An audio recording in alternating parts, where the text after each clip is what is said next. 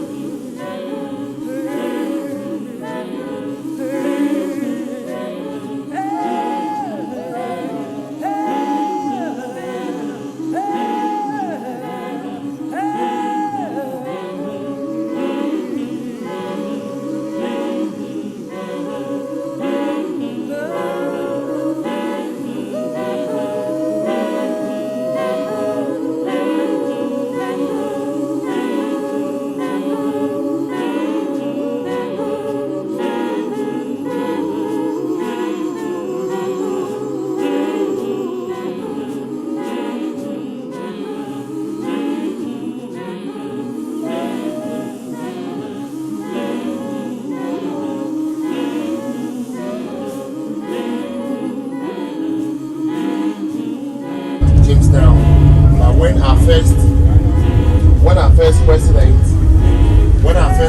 came to Ghana, then he decided when he became the first president of Ghana, then he decided to build a new harbor for Ghana.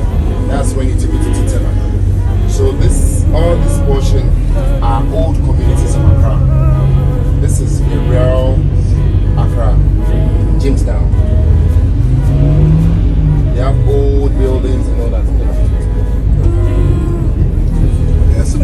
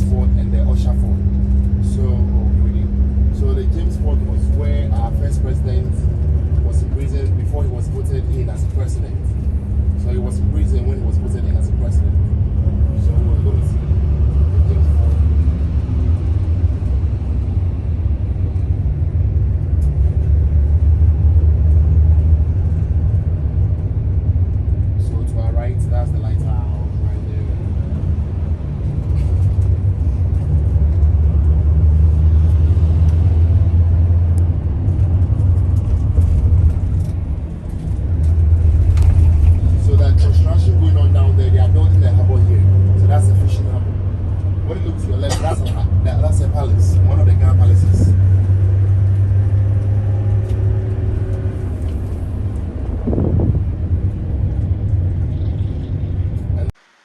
So as you can see in some of the video, we did see some areas of despair. We also saw some areas that were, thriving. We also passed through Black Star and Independence Square, which we'll actually visit that later on in the week. But remember, Ghana is on the coast of Africa. So riding along the beach, going through Jamestown, is a reminder to us that we're actually on the other side of the Atlantic Ocean.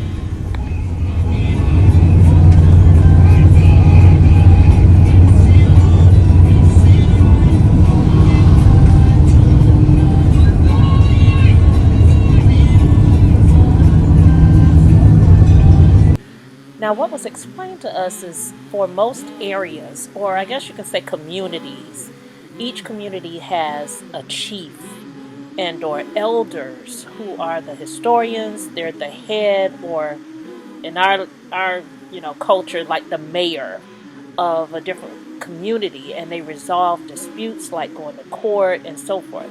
And that's where we were headed to visit the elders of Mo's family, who actually settled in this area of Accra over 300 years ago. In Ghana, Sempe Traditional Council, and it's Sempe Palace. Alright, so we can go down and then we'll move from there. Can we take pictures and video now? Oh yeah, you can. Okay. You can. We went to the Sempe Palace, where once you arrive, the palace itself speaks history, it speaks religion, it speaks family, architecture, riches, all in one setting. As nice as this place is, however, we had to go through the squalor, the dirt roads to get there. The palace is very secure with barbed wire above the walls surrounding the palace as well as security. And once we entered the property of the palace, we had to wait outside and wait for the elders to allow us in.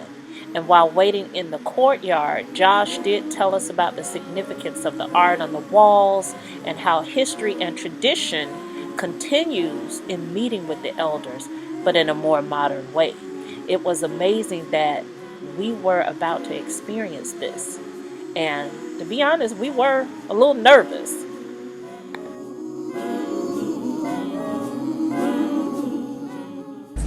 To the king, and this is the linguist. You could see that when I was talking, or when they were talking, there was another lady sitting at that side. So that should be the seat of the linguist.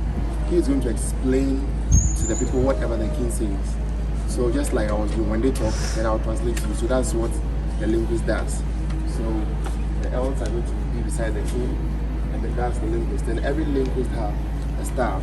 So the staff has a totem on the staff stick. That tells the strength, or that tells the animal that palace or that stool uses. That is why when you can see this lion, you could see there were lions on the chair. So on their staff, they have a lion on it. So that is what it represents. It's a tribe, or they have the strength of the lion. So let's go to the next one.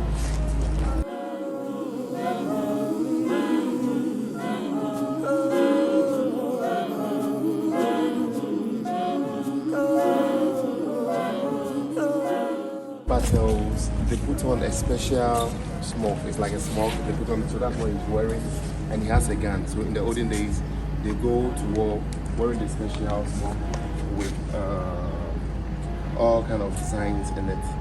I thought somebody was wearing some when we came. I don't know where he has passed, but when I see it, I'll tell you.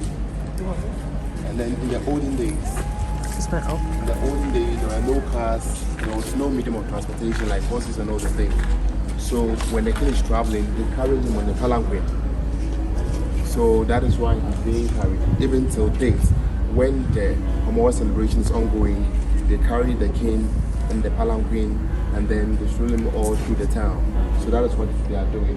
And in the olden days too, they didn't have medium of entertainment. So when the king is traveling, there are drummers who drum and sing after the king, so the king can relax and enjoy the ride. But now, because of cars and flights, it's no more section. They don't do that anymore. So that is what we have here. Yeah, so that's all for now. When we sit in the car too, I will start from whatever we learned, and then I go over everything, so you get the broader understanding of whatever I'm going through. And then you can ask me the questions, and then I'll answer you the questions.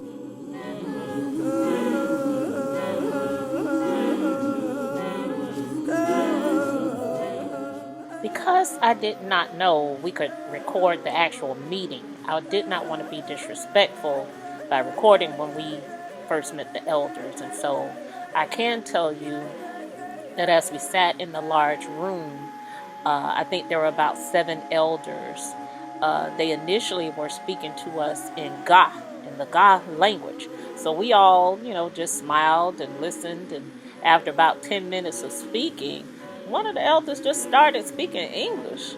And so we were all like, well, shoot, why didn't he start off in English from the beginning? But anyway, we all got a little chuckle out of that. And that actually broke the nervousness that I think my family in general was, was actually feeling. You can take the picture. I can. Yeah, if you are.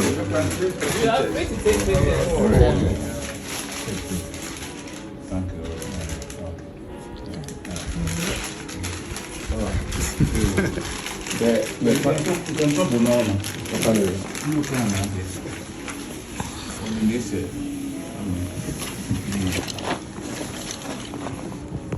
One of the traditions when meeting with the elders is to present them with gifts, which include money and libations. In other words, like good liquor.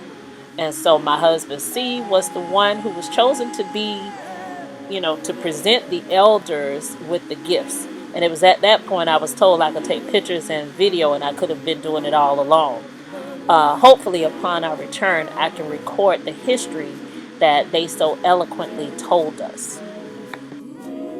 The elders explained to us that they are direct descendants of Gadame, who, if you are familiar, were one of the lost tribes of Israel. About the year 600 BC, they made their way through Nigeria, where the Igbo tribe is. Now, coincidentally, my family, the Locke family, we are direct descendants of the Igbo tribe of Nigeria. So as we are among the elders of the Ga tribe of Ghana, we in fact were sitting with our family. Meeting with the elders was definitely a surreal historical moment for us all, and even more because the God elders that were sitting before us, their bloodline literally flows through our family's bloodline. Wow.